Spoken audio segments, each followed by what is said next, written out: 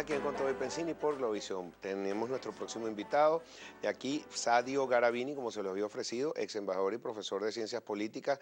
Disculpen el ex embajador, porque eso es, la gente se queja que si uno pone ex, que si es, que si no es Sadio, pero bueno, vamos a no entrar en esa polémica. Te entiende más fácil, porque ya no lo soy, un embajador retirado.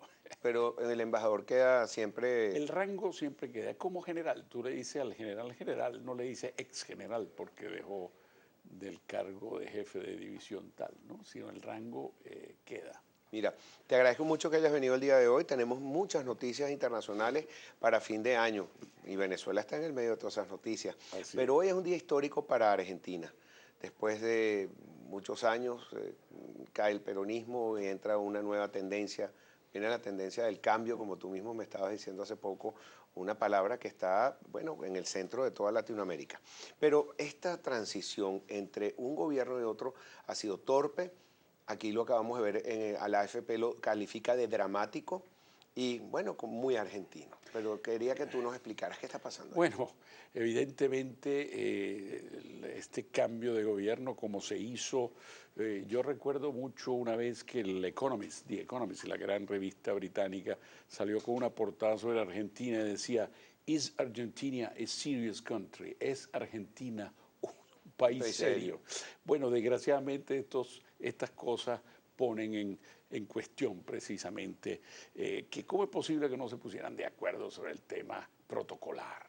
Yo creo que desgraciadamente la señora Cristina Fernández no tenía ninguna intención De entregar el poder. de aparecer al lado de Macri y entonces encontró la fórmula, la excusa.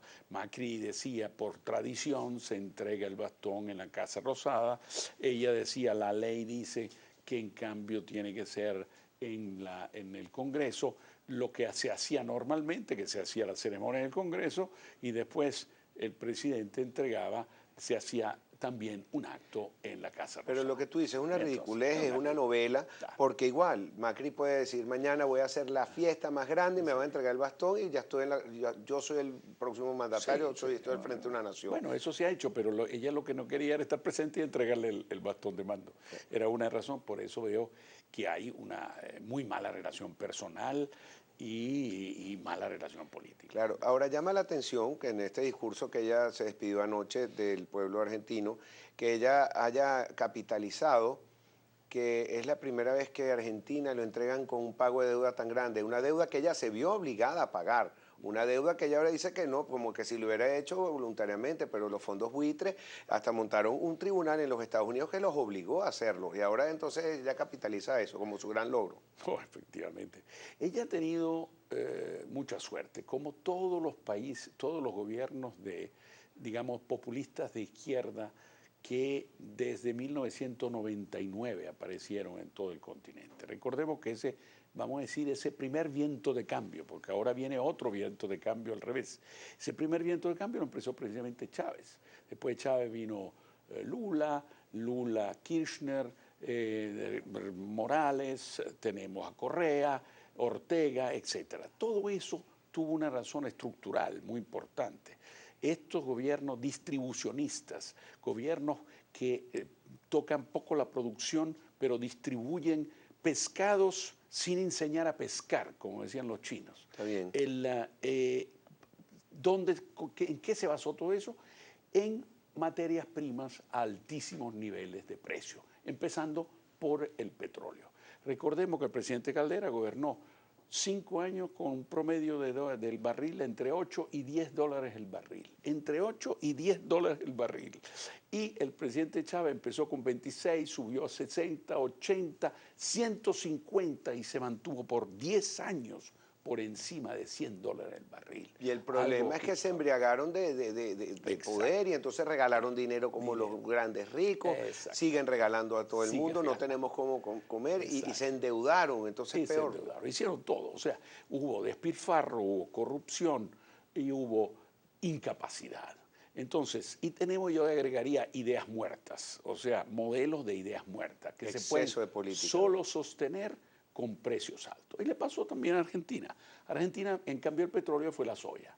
Y todos los demás países, el mismo Brasil, la materia prima altísima, China que compraba toda la materia prima que podían producir, y entonces hubo años de abundancia de ingresos que les permitió hacer ese tipo de política, pero no era sostenible. Ahora, si tengo que traer el tema de Macri a Venezuela, porque cuando él ganó, primero vimos a Lilian Tintori en la tarima con él, un acercamiento muy grande con la oposición venezolana, también habló de aplicar una de las cláusulas democráticas en Mercosur, y hasta, bueno, llegó hasta hablar de que iba quizás a invocar la Carta Interamericana en la OEA, pero después se echó para atrás porque vio un talante democrático por parte del presidente de Maduro. ¿Esto sigue estando vigente y por qué se echó para atrás? Se ha hecho para atrás por lo que tú tocas, el resultado electoral. O sea, el resultado electoral fue tan apabullante a favor de la oposición y que el presidente Maduro, su gobierno, las Fuerzas Armadas, todos reconocieron el resultado y después, lógicamente, de nuevo, una cosa es cuando se es candidato presidencial y otra cosa es cuando se es presidente de la República. Los intereses entre Venezuela y Argentina son muchos y van a seguir, esas relaciones van a seguir. Por lo tanto, al ver eso, ese resultado electoral, en cierto sentido, y curiosamente fue después de la conversación con Dilma Rousseff, que salió esa posición más suave en el sentido de vamos a ver cómo, vamos a estar muy atentos, dijeron los dos presidentes, al resultado electoral. Como el resultado electoral fue positivo, evidentemente no va a presionar Macri por el momento, pero Macri sabe muy bien lo que ha pasado en Venezuela y estará muy atento a lo que va a suceder en el futuro. A Macri lo calificaron de principiante, este es un presidente que no está todavía en el poder y está hablando como un candidato ganador, como el primer mandatario de una nación, por esas declaraciones que hizo precisamente sobre Venezuela. Te quería preguntar también sobre los comicios electorales. Al principio, bueno, como decía Giovanna de Micheli aquí ayer, que se dio un bálsamo de democracia el presidente Maduro, más las declaraciones que dio después parece que han puesto cierta mancha de ese barniz que se dio. ¿Cuál es la opinión internacional de cómo se han ido desarrollando los acontecimientos después del 6D?